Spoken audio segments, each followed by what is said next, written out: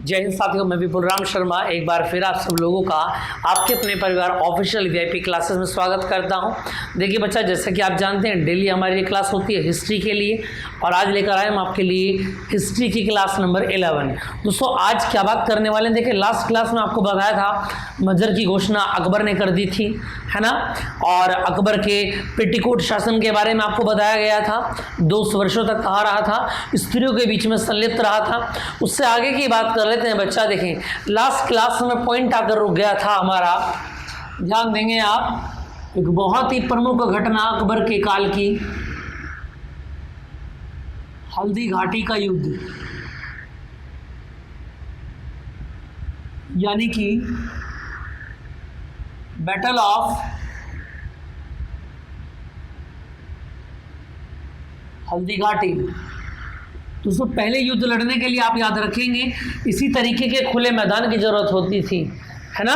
और याद रखेंगे जब आप पश्चिम और उत्तर से प्रवेश करते थे तो सबसे बड़े मैदान कहाँ पाए जाते थे, जो आज के समय में जगह बनी हुई है, क्या आप याद रखेंगे, हरियाणा, ये वाला जो एरिया है, यहीं से एंट्री होते ही तुरंत क्या मिलते थे, बड़े बड़े, क्योंकि युद्ध का एक नियम होता था कि युद्ध कहीं पर भी हो लेकिन आम जनता को किसी प्रकार की कोई हानि नहीं होनी चाहिए। बात समझ में आ गई? तो देखेंगे जरा, अब हल्दी घाटी के युद्ध की बात करें। देखो बच्चा, अकबर के बारे में हमने पढ़ा है कि अकबर 1556 से और 1605 तक राज किया, है ना। उसके बाद सलीम की एंट्री हो जाएगी, जिसको बाद में जहांगीर कहा जाएगा। चलें अब देखेंगे जरा इसके बीच में क्या क्या हुआ, इस कार्यकाल की बात कर लेते हैं। तो सबसे बड़ी घटना हल्दी घाटी के युद्ध की घटना आई अकबर के जीवन काल में। बात समझ में आ रही है बच्चा? और याद रखेंगे आप कौन सी तारीख में यह घटना हुई थी, तो याद रखेंगे 18 जून 1576 में। इसकी दिनांक भी आप याद रखेंगे कब हुई यह घटना, 18 जून 1576 में यह घटना घटित हुई। और याद रखेंगे आप किस किस के बीच में हुआ यह युद्ध, महाराणा प्रताप,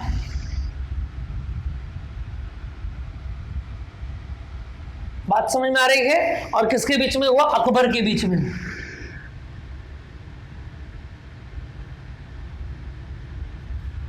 अब देखेंगे अगर हम बात करें दोनों की ओर से नेतृत्व किस किस ने किया, तो देखना है जरा, यहां से हकीम खान, और कौन थे जिन्होंने नेतृत्व किया, राणा प्रताप सोलंकी, ठीक है भैया। और तीसरे कौन थे, भामाशाह, जी हाँ भामाशाह। ये तीन कौन थे जिन्होंने क्या किया था, इस युद्ध का नेतृत्व किया था। और यहां की अगर हम बात करें तो यहां नेतृत्व कौन करेंगे, देखेंगे जरा, अकबर का नेतृत्व कौन करेंगे बच्चा, मानसिंह और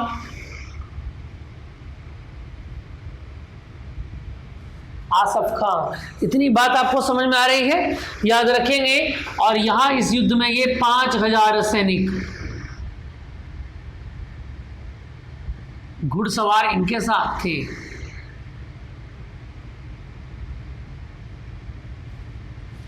इतनी बात समझ में आ रही है दोस्तों। अगर इस युद्ध के बारे में बात करें तो देखो, अकबर ने अपने संपूर्ण जीवन काल में केवल एक ही शासक ऐसे थे जिनको हरा नहीं पाया, या फिर ऐसा कहते जिनको जीत नहीं पाया। वो कौन थे, महाराणा प्रताप।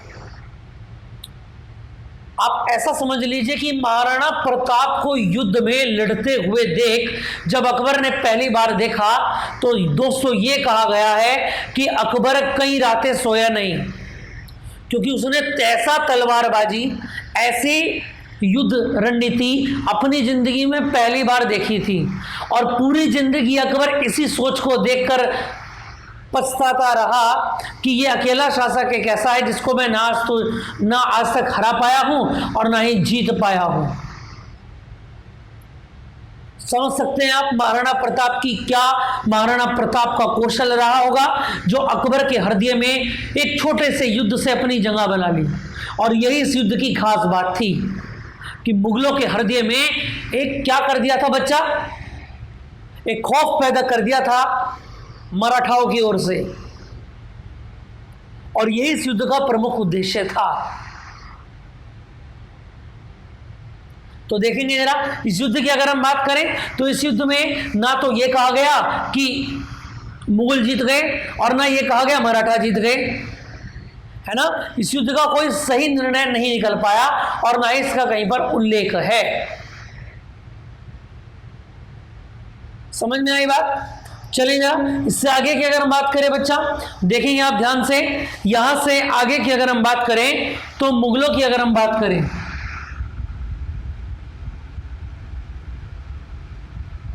मुगलों ने इस युद्ध के बाद की बात कर रहे हैं,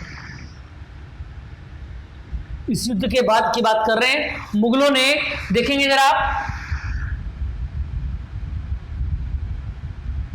बांसवाड़ा, ठीक है, डूंगरपुर, सिरोही,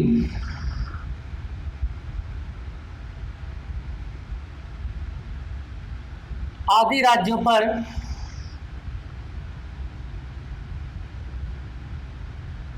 जीत हासिल की। इतनी बात समझ में आ रही है? और याद रखेंगे यहां पर बच्चा 12 वर्षों तक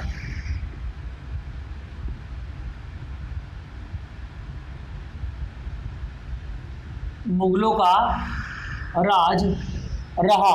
और इन 12 वर्षों में महाराणा प्रताप क्या करते रहे बच्चा?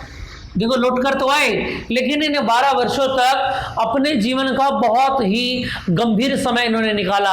यहाँ तक कि कहा गया कि घास की रोटियां तक इन्होंने खाई हैं कुपोषण के विरोध में, है ना।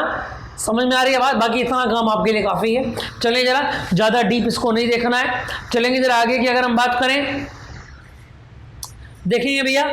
चलो जी, अब यहाँ से थोड़ी सी बात हम देख लेते हैं। क्या बात देखेंगे? देखो जी, एक शॉर्ट नोट आप बना लेंगे महाराणा प्रताप के बारे में, जिसमें हम सारी बातें नोट करेंगे।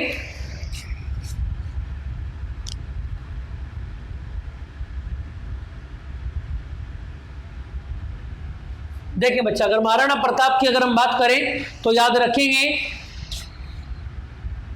1540 से 1597 ये इनका कार्यकाल था, और यानी कि जन्म से लेकर मृत्यु तक का। और गद्दी पर कब बैठे थे तो याद रखेंगे 1500, समझ में आ रही है बात? 1575 नहीं, 72 है, 1572 ईस्वी में ये गद्दी पर बैठे थे। अगर माता की बात करें बच्चा,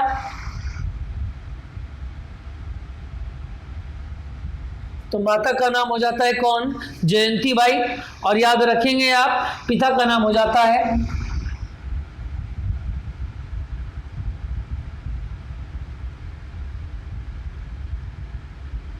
राणा उदय सिंह। बात समझ में आ रही है? और ये राणा उदय सिंह किसके पुत्र हैं? याद रखेंगे आप, राणा सांगा के। राणा सांगा वे पत्नी कर्मवती के पुत्र थे। इतनी बात आपको समझ में आ रही है? देख लें जरा, स्क्रीन क्लियर है? हाँ, एकदम सही चल रहा है बच्चा। चलें जल्दी जरा, तो देखेंगे जरा, बता दिया आपको राणा उदय सिंह कौन थे? राणा सांगा और पत्नी कर्मवती के पुत्र थे। जन्म स्थान की अगर हम बात करें महाराणा प्रताप के, तो याद रखेंगे आप कुंभलगढ़। कुंभलगढ़ इनका जन्म स्थान था। और इनके घोड़े का नाम जो बहुत ही ज़्यादा स्पेशल रहा, चेतक। और एक हाथी था इनका बड़ा प्यारा, जिसका नाम था राम प्रसाद। बात समझ में आ रही है बच्चा? इतनी बात याद रहेगी। चलेंगे जरा, और यहाँ से आप ध्यान रखेंगे कि फिर दोबारा से क्या आप देखेंगे 12 वर्षों के बाद 1582 में क्या हुआ? फिर दोबारा से राणा जो है लौट करके आए, और यहां पर क्या हुआ?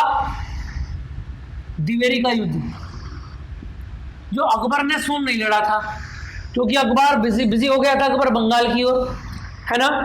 तो यहां से ध्यान हट चुका था। लेकिन यहां पर फिर भी एक बढ़िया अच्छा खासा युद्ध देखने को मिला, जिसमें क्या हुआ बच्चा? याद रखेंगे आप,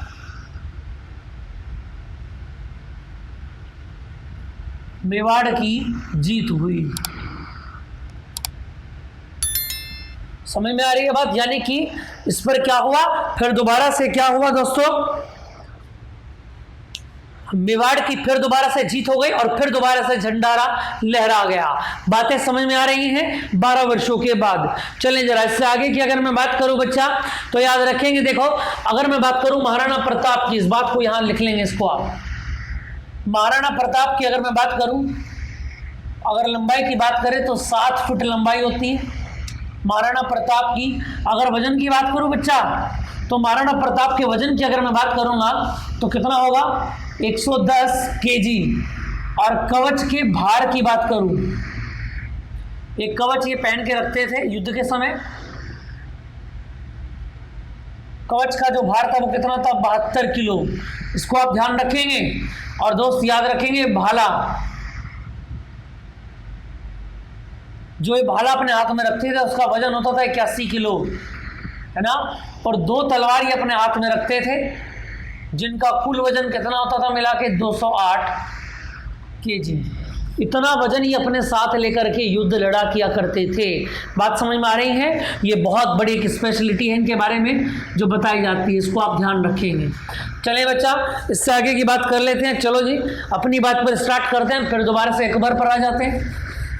चलो जी इसके बाद अकबर ने क्या क्या किया देखिए जल्दी जरा। देखो बच्चा ध्यान रखेंगे, अकबर के बारे में इतना कुछ लिखा हुआ है, अगर आप 1 महीना भी पढ़ेंगे तो 30 दिन भी कम पड़ जाएंगे। बात समझ में आ रही है? बस आपके एग्जाम का पैटर्न क्या है उसके बेस पर हम अकबर को पढ़ा करते हैं। बात समझ में आ रही है? आप एसएससी में जा रहे हैं तो उतना डीपली पढ़ेंगे, लेकिन यहाँ पर केवल 5 नंबर के लिए हमको पढ़ना है तो बहुत नॉर्मल बातें हमको यहाँ पर स्टडी करनी है। चलें जरा इससे आगे की अगर मैं बात करूँ बच्चा, देखना है जरा। इसके बाद बात स्टार्ट होती है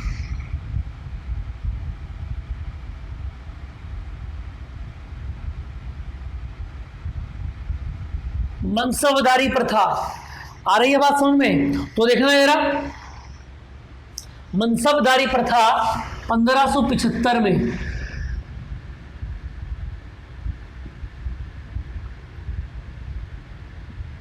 शुरू हुई। और याद रखना इसके माध्यम से, बस इसको लिख लो आप, इसको लिखो। अब देखना जरा मनसबदारी प्रथा में क्या था। देखो मनसबदारी प्रथा में मतलब ये था कि देखो अगर किसी व्यक्ति को, इस प्रथा में क्या बताया गया, मान लिया कोई सेनापति बना दिया अकबर ने किसी एरिया का कि आपके पास ये एरिया कंट्रोल में, आप इसको करेंगे।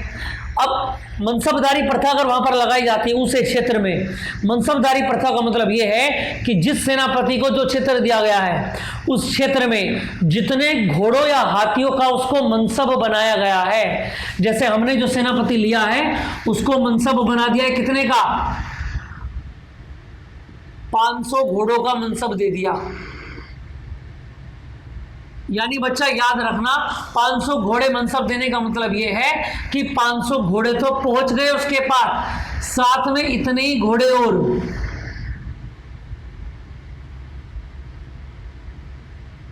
युद्ध में खाली दौड़ते थे।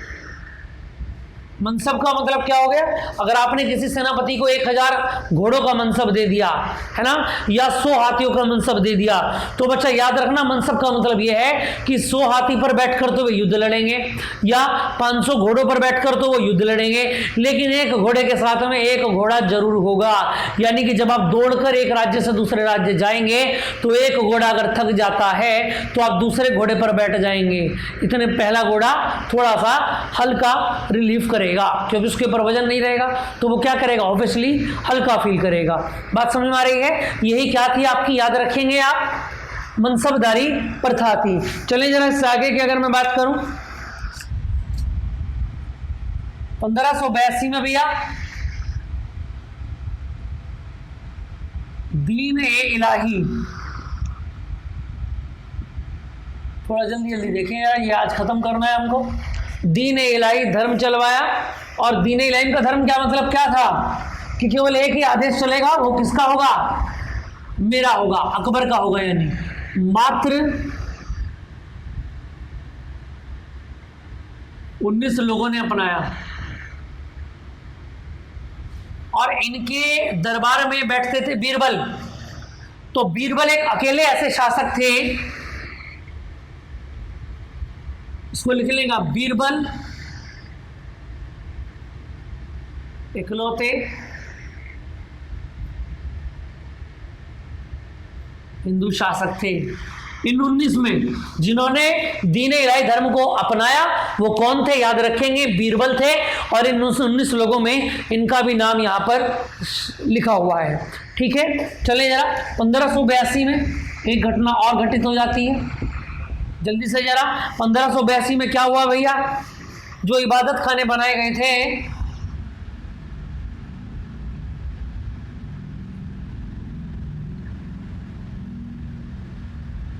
जब लोग इकट्ठे नहीं हुए तो इबादत खाने को क्या कर दिया गया, बंद करा दिया गया। कुछ बात क्लियर हो रही है? चलें जरा इससे आगे की अगर मैं बात करूं बच्चा तो देखना जरा 1583 में क्या हुआ था, रॉल्फ फिच अंग्रेजी शासक है, प्रश्न आ जाता है। और रॉल्फ फिच कहाँ आए थे भैया, भारत आए थे। याद रखेंगे आप 1583 में कौन भारत आए थे, अकबर के कार्यकाल में 1583 में रॉल्फ फिच भारत आए थे। इतनी बात क्लियर है? चले जरा, और 1583 में ही राम सीता के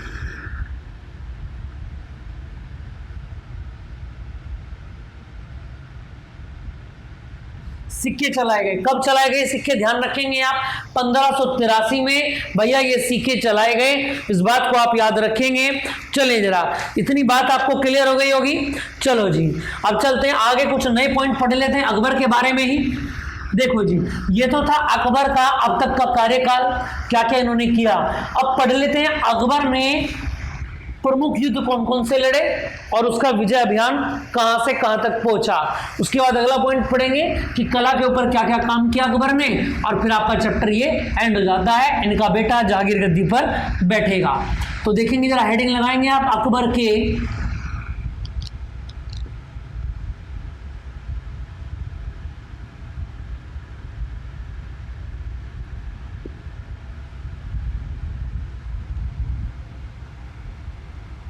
अकबर के विजय अभियान। समझ में आ रही है बात? इतनी बात क्लियर हो रही है भैया सभी को? चले जरा आगे अपनी बात पर आ जाते हैं। तो अकबर के विजय अभियान की अगर हम बात करें बच्चा, तो 1561 में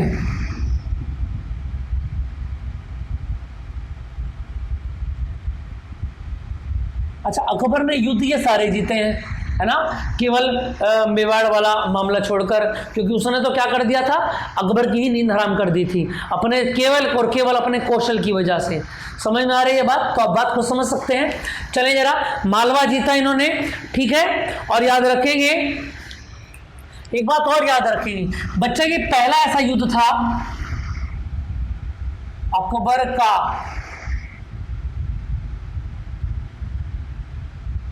साम्राज्य विस्तार के लिए।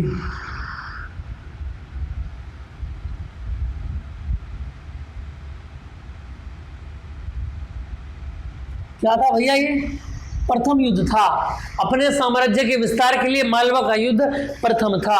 और याद रखेंगे यहाँ के राजा कौन थे, अगर मैं बात करूं, राज बहादुर, और रानी कौन थी, रूपवती। और इन रानी के लिए अकबर ने क्या कर दिया था भैया, अकबर ने यहां केवल इस रानी के लिए कत्ले आम किया था, खड़े खड़े लोगों की गर्दनें तक मुड़वा दी थी। इतना बुरा हाल इस युद्ध में अकबर ने किया था। बात समझ में आ रही है? जिसकी चारों ओर क्या हुई थी दोस्तों, आलोचनाएं इस युद्ध की बहुत ज्यादा हुई थी, केवल एक स्त्री मात्र के लिए। देखो वही काल चल रहा है ना, 61 से 62, क्या था, केवल स्त्रियों के चक्कर में संलिप्त रहा, कुछ नहीं पता राजपाट कहाँ चल रहा है, क्या बिगड़ रहा है। बात समझ में आ रही है? क्लियर है इतनी बात? चलें जरा आगे, सेकंड की बात अगर हम देखें तो देखना जरा, अब यहां पर बात आ जाती है 1562। चलो जी, 1562 की अगर हम बात करें बच्चा, तो याद रखेंगे इन्होंने क्या किया, आमेर को अपने अंदर मिलाया, आमेर के साथ क्या कर ली थी भैया, संधि। अब संधि करने का भी एक तरीका था, क्योंकि यहां के राजा कौन थे,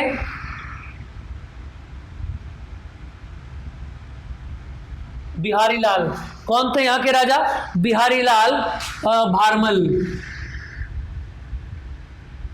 बिहारी लाल भारमल थे। और इन्हीं की पुत्री जो थी, बिहारी लाल की बेटी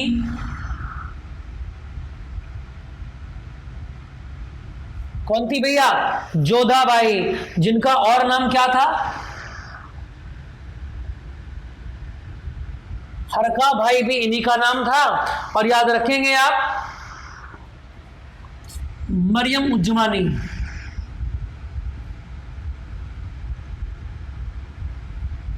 ये तीनों नाम इन्हीं के थे। बात समझ में आ रही है, मरियम उज्जमानी, जामी नहीं, उज्जमानी,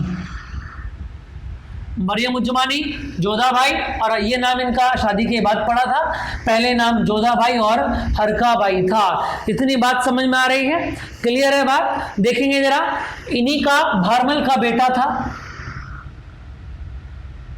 अब देखो ये कहानी आगे तक जाएगी। इनके का बेटा क्या था, भगवान दास, और भगवान दास का बेटा बनता है कौन, मानसिंह। बात समझ में आ रही है, मानसिंह आगे भी आएगा, 9 रत्नों में भी हमको ये देखने में मिलेगा अकबर के। तो यानी इसका भारमल का पोता कौन हो गया भाई, भारमल का बेटा कौन हुआ, भगवान दास, और इसका पुत्र कौन हो गया, मानसिंह। तो मानसिंह बिहारी लाल भारमल का क्या बन जाता है, पोता बन जाता है। बात समझ में आ रही है। और देखो क्या लालच यहां पर दिया गया, संधि हो गई, मान बढ़ गया, बिहारी लाल को बनाया गया 5000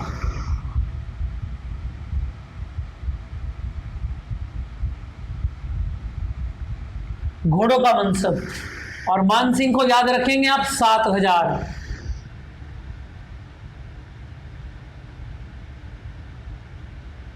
और घोड़े देना ही जरूरी नहीं था, घोड़ों को खर्चा पानी भी कहां से दिया जाता था, राजपाट से, राजकोष से, अधिकोष से आता था। तो यानी 7000 घोड़ों का खर्चा किसको आने लगा था, सीधा सीधा मानसिंह के पास, और 5000 का आने लगा था बिहारी लाल भारमल के भाई। यानी दोनों तरीके से जा रहा है, एक ही घर में जा रहा है, जिसकी ये दामाद है। बात समझ में आ गई भैया।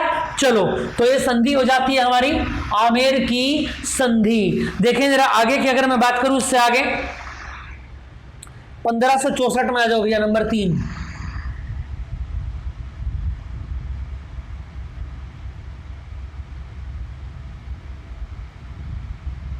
कौन सा एरिया जीता, गोंडवाना क्षेत्र जीता। बात समझ में आ रही है, ठीक है। और जहां की रानी कौन थी, गोंडवाना की रानी कौन थी,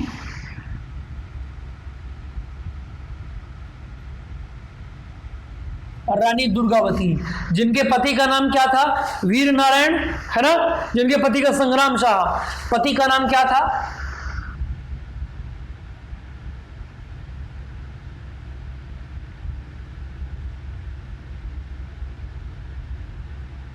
स्वर्गीय, यानी ये मर चुके थे। और इनका पुत्र जो था,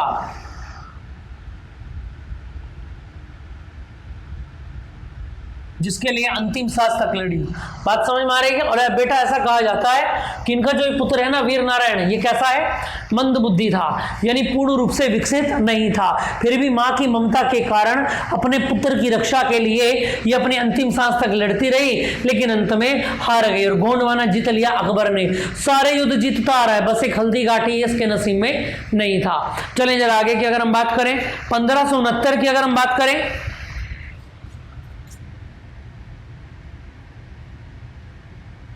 राजस्थान की ओर बढ़ते जा रहे हैं। क्या जीता भैया, 1569 में रणथंबोर भी जीत लिया। और अगले ही साल 1570 में भैया जैसलमेर और बीकानेर, दोनों ही क्या हुए, जीत लिया अकबर ने। क्योंकि यहाँ पर कोई मजबूत शासक नहीं था विपक्ष में, तो आराम से यहाँ पर जीत हासिल हो गई अकबर की। बातें समझ में आ रही है? चलें जरा इससे आगे की अगर मैं बात करूं, अब बात कर लेते हैं 71 और 72 में क्या क्या हुआ। आपको ये सन थोड़े से याद रखने पड़ेंगे, थोड़ी गड़बड़ी होती रहती है। इसके लिए आपको क्या करना है, आपको रेगुलर इनको याद करके रखना है। अपनी पढ़ने की जो टेबल है बच्चा, जहाँ बैठकर आप पढ़ते हैं, या जिस आपके पूरे के पूरे घर में कोई ऐसा रूम, ऐसा कोना या कोई गेट का कॉर्नर जिसके आगे से आप बार बार निकल के जाते हो, वहाँ पर आप क्या कर सकते हैं, शॉर्ट नोट आते हैं ना, स्टिक नोट्स जो आते हैं, आप उस पर छोटी छोटी बातें लिखकर नोट करके लिख सकते हैं। जितनी बार भी आप वहां से निकलेंगे उतनी बार उसको पर्चे को पढ़ करके निकलेंगे। बात समझ में आ रही है? ये तरीके हैं आपको चीज़ें याद रखने के। बाकी रट्टा लगा लेंगे तो 2-4 दिन याद रहेगा, फिर भूल जाएंगे। लेकिन अगर आपके माइंड में बात सेट हो जाती है तो फिर आप भूलने के कभी भूलेंगे नहीं, आपका कोई भी एग्जाम हो। चलें जरा आगे की बात कर लेते हैं। 1571 और 72 के बीच में क्या हुआ?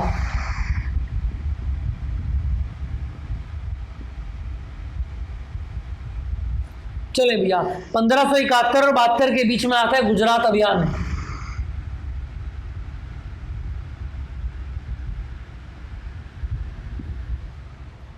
क्या नाम आता है? गुजरात अभियान। ठीक है, चलेंगे जरा।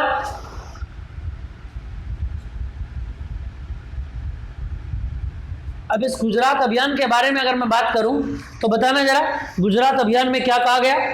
देखें जरा, गुजरात अभियान के जो शासक थे वो कौन थे? मुजफ्फर द्वितीय। इसके साथ में युद्ध लड़ा अकबर ने, और याद रखेंगे इस युद्ध में क्या हुआ, इस युद्ध में अकबर विजयी हुआ, और इस युद्ध का नाम क्या रखा गया? द्रुतगामी अभियान। देखो बच्चों एक बात सुनो, द्रुतगामी अभियान। देखो एक बात याद रखेंगे, इस युद्ध में बहुत ही ज़्यादा तेजी से भागदौड़ सबसे ज़्यादा हुई थी। अकबर की जो सेना थी मात्र 11 दिनों में पूरे के पूरे एरिया को क्रॉस करके इधर से इधर आ गई थी। यानी इसको क्या कहा गया? आनन फानन का अभियान भी इसको कहा गया, या फिर इसका नाम रखा गया द्रुतगामी। द्रुत का मतलब क्या होता है? बहुत तेज, वेरी फास्टली, वेरी फास्ट, बहुत तेजी से इसमें सेना का आवागमन यहां पर हुआ।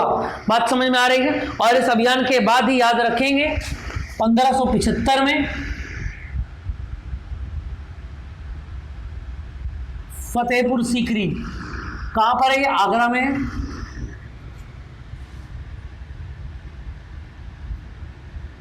फतेहपुर सीकरी की स्थापना हुई। चले मेरा, इतनी बात क्लियर हो गई। इससे आगे की अगर मैं बात करूं भैया 1581 में, अब आगे आ जाओ। क्या जीत लिया? काबुल जीत लिया। अब ये लिखते रहना आप नोट, बातें जितनी भी हैं सारी। उसके बाद याद रखेंगे 1585 में भैया कश्मीर जीता। और याद रखेंगे इसमें यहां पर एक बहुत दुखद बात सामने आई। इसी युद्ध के बीच में इनका जो प्रिय बीरबल था उसकी क्या हो गई थी बच्चा? मृत्यु हो गई थी। आगे भी इसको पढ़ेंगे हम, कहाँ पर मृत्यु हुई थी, देखिए जरा आगे। उसके बाद 1591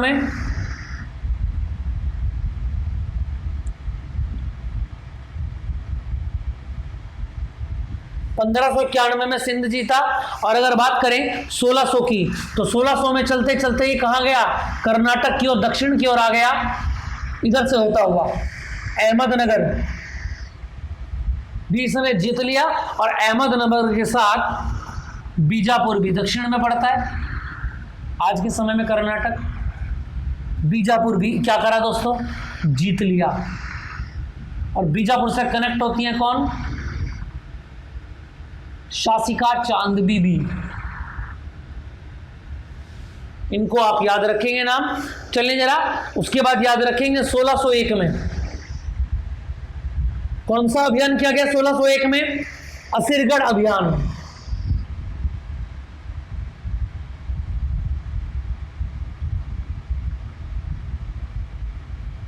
असरगढ़ अभियान 1601 में किया गया और ये अंतिम अभियान था। कैसा था भैया?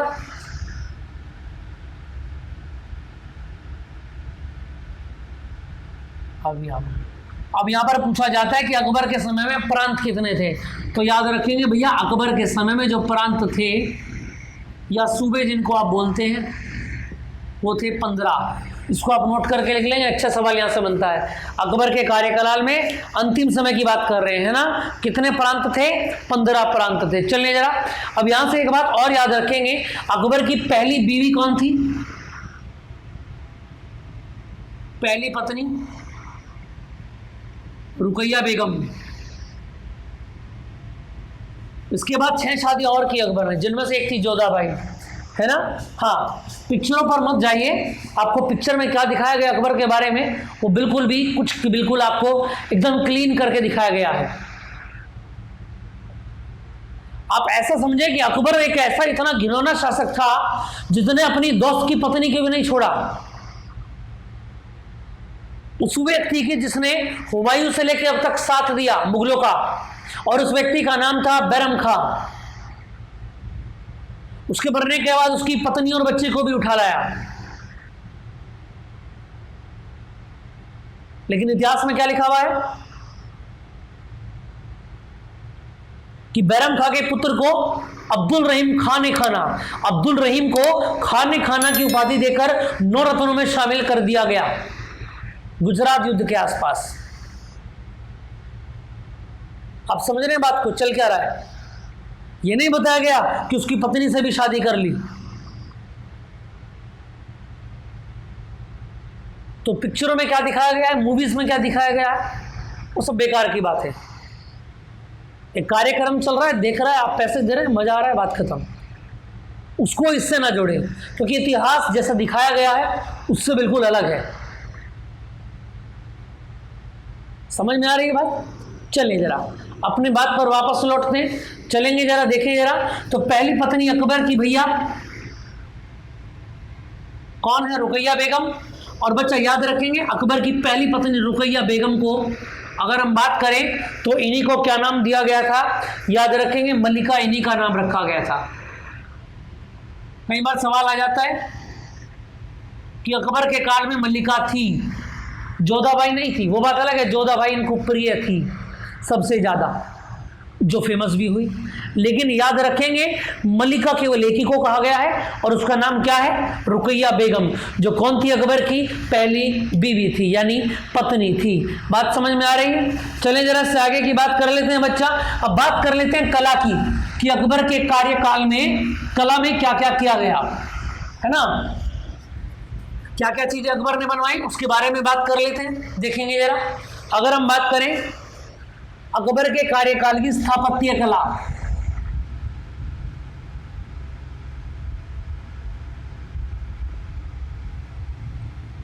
क्या क्या आर्टिस्टों ने इसमें किया, तो देखेंगे जरा। सबसे पहले अगर हम बात करें हुमायूं का मकबरा,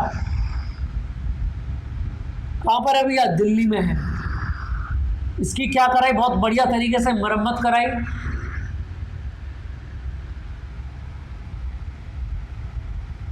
नंबर 2 पॉइंट की अगर मैं बात करूं तो याद रखना आगरा का किला बनवाया भैया, आगरा का किला बनवाया। नंबर 3 की अगर मैं बात करूं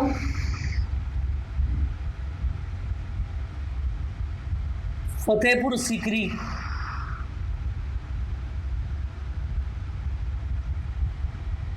का निर्माण करवाया। चले जरा से आगे की अगर मैं बात करूं तो याद रखेंगे 1602 में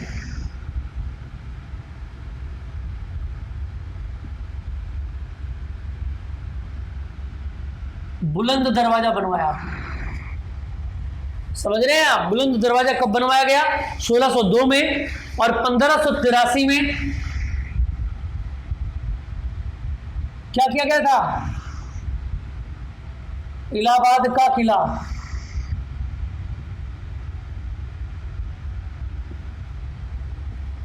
आप समझ रहे हैं बात को?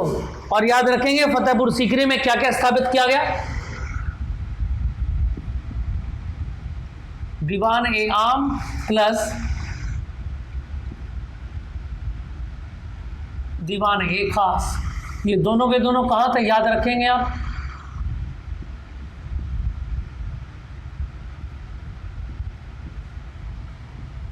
फतेहपुर सीकरी में बनाया गया। और बात करें पंचमहल, ये भी कहाँ बनवाया गया? फतेहपुर सीकरी में बनवाया गया। और अगर बात करें दोस्तों तो याद रखना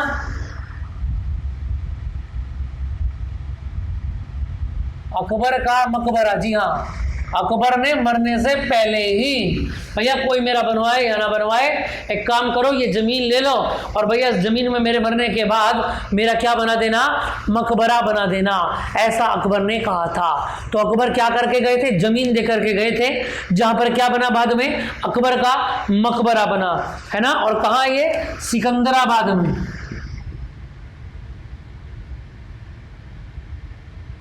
सिकंदराबाद में है। और ये कहाँ है?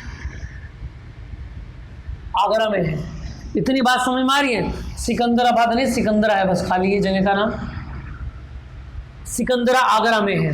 बात समझ में आ रही है? और याद रखेंगे अकबर की मृत्यु हो जाती है भैया 1605 में। किसके कारण? दस्त होने के कारण। इसको आप यहां पर लिखेंगे अतिसार। ये एक अंदाजा है। हाल ही में कहा जाता है कि उस समय लोग जो वैद्य थे उनको भैया पता ही नहीं लगा कि अकबर के साथ हुआ क्या है, यानी कि इनके शरीर के अंदर की कोई समस्या थी, क्योंकि पहले हाई टेक्नोलॉजी थी नहीं, सीधा हाथ देखकर या आंखें देखकर पता लगा पाते थे, तो ज़्यादा कुछ क्लियर नहीं हुआ। तो केवल यही कहा गया कि अतिसार, है ना, अपचत के कारण क्या हुई? इनकी मृत्यु हो गई। इतनी बात समझ में आ रही है? अब बच्चा इससे आगे की अगर हम बात करें तो बहुत ही बढ़िया सवाल यहाँ से निकल के आता है। और सवाल क्या निकल के आता है, ध्यान रखेंगे आप, ये समझ लें आप इस चैप्टर की जान है। इसके बिना अकबर कुछ नहीं है अपनी जिंदगी में। क्या नहीं है? ने जोधाबाई रुकैया बेगम की बात नहीं कर रहे हैं भैया, वो तो भूत 2 वर्षों तक रहा, उसके बाद उतर गया। बात कर रहे हैं हम नवरत्नों की।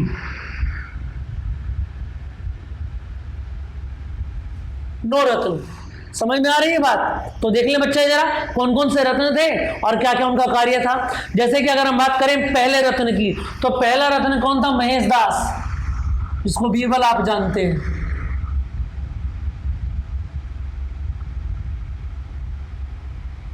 बात समझ में आ रही है? ठीक है, जो युद्ध के दौरान मर गया था। बात समझ में आ रही है? और कौन से युद्ध के दौरान मरा था याद रखेंगे? कश्मीर अभियान 1585। अभी बताया ना आपको, कश्मीर अभियान 1585 के दौरान इनकी मृत्यु हो गई थी। उसके बाद अगर हम बात करें अबुल फजल,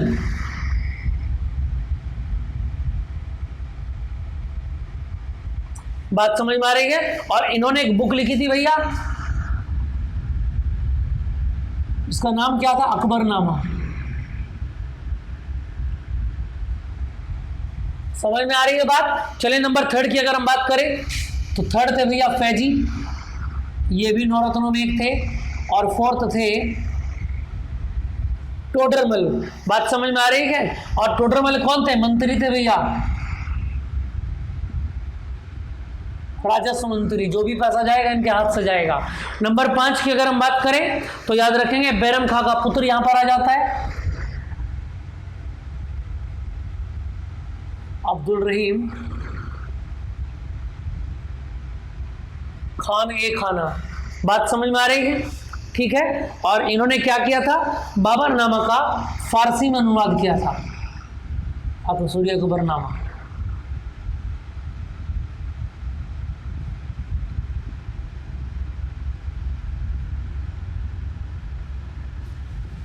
फारसी अनुवाद किया था। बात समझ में आ रही है?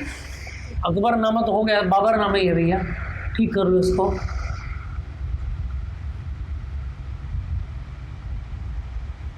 दादा की बात कर रहे हैं, दादा को कन्वर्ट कर दिया था किसमें? फारसी में। बात समझ में आ रही है? नेक्स्ट की अगर हम बात करें तो याद रखेंगे तानसेन, बाधा के अंदर ये बजाते थे। बात समझ में आ रही है? इनका नाम क्या था? तन्ना मिश्रा। बाद में नाम हो गया था, नवरत्न के बाद तानसेन हो गया था। समझ में आ रही है? और ये कौन थे? दरबारी कवि थे।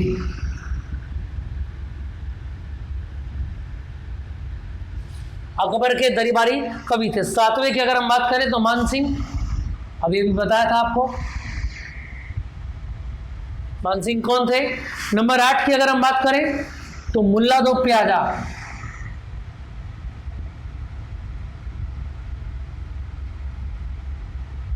और 9वें रत्न कौन थे, फकीर अजीउद्दीन।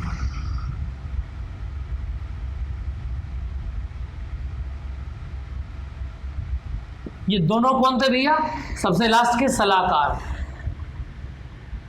इनको आप याद रखेंगे, सबसे लास्ट के सलाहकार थे। बात समझ में आ रही है। और एक बात और यहां से बात याद रखेंगे आप, क्या कि बदायूनी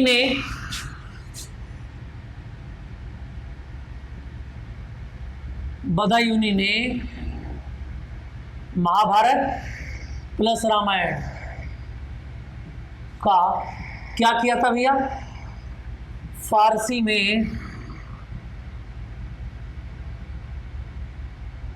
अनुवाद किया, जिससे कि मुस्लिम लोग भी इसको पढ़ सकें, जो अनुवाद आज तक भी है। बात समझ में आ रही है भैया। इसके बाद की अगर मैं बात करूं तो याद रखना जरा, अकबर ने कुछ उपाधियां दी, जिसमें से सबसे इंपॉर्टेंट कौन कौन है देखेंगे जरा। अकबर ने भैया जगत गुरु की उपाधि,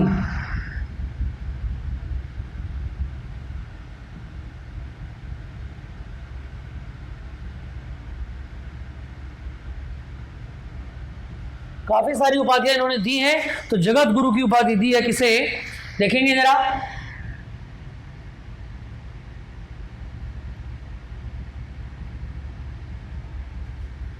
हरि विजय सूरी को, ये नाम आप याद रखेंगे बच्चा, कि अकबर ने जगत गुरु की उपाधि किसको दी है, हरि विजय सूरी को दी है। इसके अगर हम बात करें योग गुरु की उपाधि,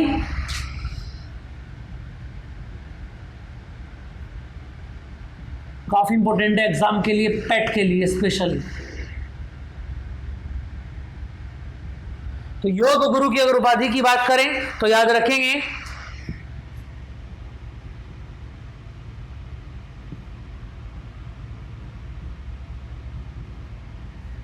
जिनभद्र सूरी को, हरिविजय सूरी, जिनभद्र सूरी। आगे की बात करें सूर्य नमस्कार,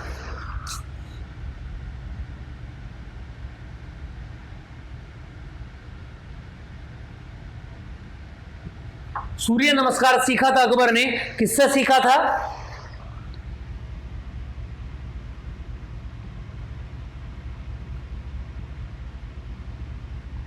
दस्तूर जी राणा से। सूर्य नमस्कार सीखा था अकबर ने किससे भैया, दस्तूर जी राणा थे। और याद रखेंगे समकालीन कवि कौन थे,